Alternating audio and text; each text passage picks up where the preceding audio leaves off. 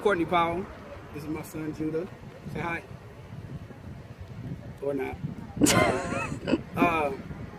So I want to talk about growing up without a father and embracing God as my father. So I grew up without my dad. We lost touch when I was 6. And ironically enough, I got back in touch with him when I was 24. So it's a pretty good stretch to go without a man in your life. My mom was single, never married. I'm the only child. And so when I first got saved, I was about 22. And I found myself, the Lord just started dealing with me about forgiveness, about a lot of different things that had happened throughout my childhood, stuff I didn't realize I was still carrying.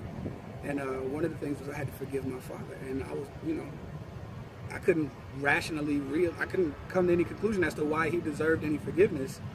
All the while not understanding, the premise behind, what's up, son? Yeah, you can. Yep, you sure can. Go ahead. All right. Not realizing what it meant to truly forgive, what it did for me to forgive, and what position to put me in with the Father in order to forgive. Yes, son. No, stay over here. And so, you see me fathering. So one of the things, after I forgave my father, within 6 to 8 months, we were back in touch with each other.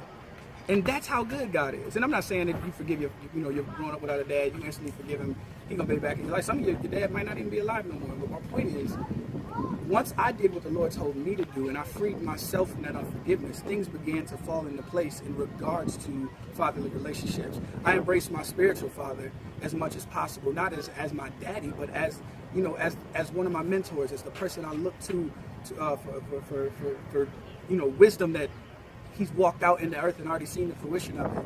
And then, the Bible says in Psalm 27:10, which our pastor just talked about today, it says that even if my mother and my father forsake me or abandon me, the Lord will take me up. He will love me. He will keep me.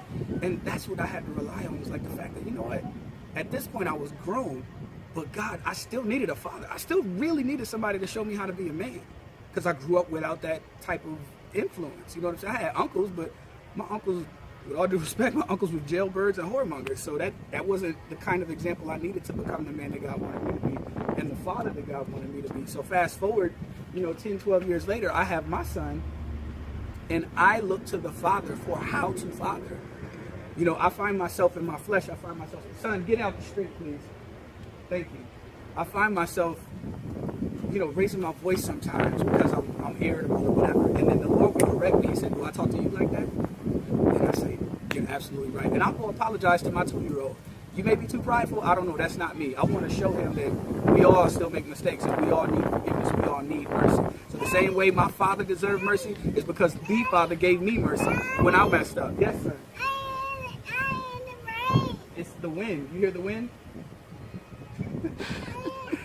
So, before he has to take me away from this, my point is, God kept me when I was growing up, and he brought godly men into my life to show me how to be a man. And now that I'm being a father, I have examples of fatherhood around me, but they can't tell me how to father this boy. Mm-hmm. God has to tell me how to father this young man. God has to show me how to pull out the creative gifts inside of him. God has to show me how to call forth the purpose that he has placed in him so that I can rear him up in the way that he should go. So when he's old, he won't depart from it. God has to show me how to do that. And so I embrace God as my father so that he can show me how to properly be his father. I'm Courtney Powell.